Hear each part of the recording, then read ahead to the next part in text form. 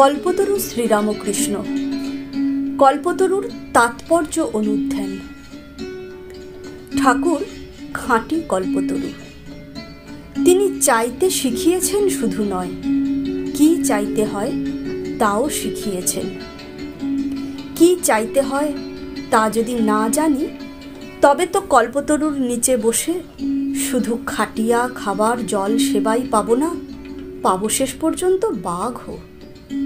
গল্পটি বলি। একজন কোনো সময় ভ্রমণ করতে করতে খুব ক্লান্ত হয়ে বিশ্রামের জন্য একটা গাছের তলায় বসল। মনে মনে ভাবল, এই সময় যদি একটা ভালো বিছানা পেতাম তাহলে তাতে শুয়ে ঘুমোতে পারতাম। সে যে কল্পতরুর নিচে বসেছিল তা সে জানত না। মনে মনে যেই এই বাসনা হলো, অমনি একটি উত্তম বিছানা এসে পড়ল। তখন সে খুব আশ্চর্য হয়ে তাতে শুল, আর মনে মনে ভাবতে লাগলো, এই সময় যদি একটি স্ত্রীলোক এসে আমার পদসেবা করে তাহলে খুব সুখে নিদ্রা যাই। এই মনে হওয়াও যেমন, অমনি এক যুবতী এসে তার পদসেবা করতে লাগলো। তখন তার আর আনন্দের সীমা রইল না। তারপর তার খুব খিদে পেল। তখন সে মনে মনে ভাবল, যা চাইলুম তাই তো পেলুম, তবে কি কিছু খাবার পাবো না? বলতে না বলতে তার কাছে অমনি নানা রকম খাবার এসে জুটল। সে সেইগুলো খেয়ে বিছানায় আরাম করে শুয়ে শুয়ে ভাবতে লাগলো, এই সময় যদি একটা বাঘ এসে পড়ে তাহলে কি হয়? যেমন এই মনে হওয়া, অমনি এক প্রকাণ্ড বাঘ লাফ দিয়ে এসে তাকে মেরে ফেললে। এই সংসারে জীবেরও ঠিক এইরূপ দশা ঘটে থাকে। ঈশ্বর সাধন করতে গিয়ে বিষয়, ধন, জন অথবা মান, যশ ইত্যাদি কামনা করলে তা কিছু কিছু লাভ হয় বটে, কিন্তু শেষে বাঘেরও ভয় থাকে।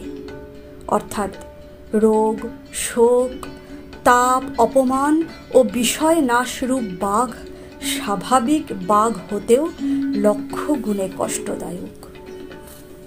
ঠাকুর তাই বললেন, তোমাদের চৈতন্য হোক। বিজ্ঞান আজ অর্ধকল্পতরু, সবই দিয়েছে, পারেনি কেবল মনের শান্তি দিতে। নৈতিকতার কথা বলে না বিজ্ঞান, বিবেক তাই ঘুমিয়ে থাকে। এ থেকে উত্তরণের জন্য তাই চাই চৈতন্য। আমাদের মানব মানসে তিনটি স্তর রয়েছে। প্রথম স্তর তাৎক্ষণিক জাগতিক সুখভোগ ও আনন্দ লাভের ইচ্ছা।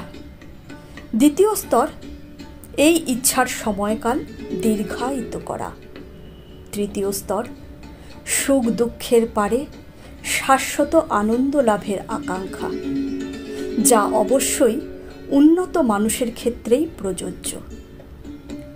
1886 সালে 1 জানুয়ারিতে ঠাকুর ভক্তদের চাহিদা মতো প্রথম দুটি তো দিলেনই, সেই সঙ্গে আশীর্বাদ করে বললেন, তোমাদের চৈতন্য হোক। অর্থাৎ তৃতীয়টিকে ভক্তদের মনে গেঁথে দিলেন। শ্রীরামকৃষ্ণ মানুষকে বাস্তববাদী করলেন। আমাদের আসল চাহিদা কি, কি আমাদের জন্য প্রকৃত মঙ্গলকারী তা বোঝালেন।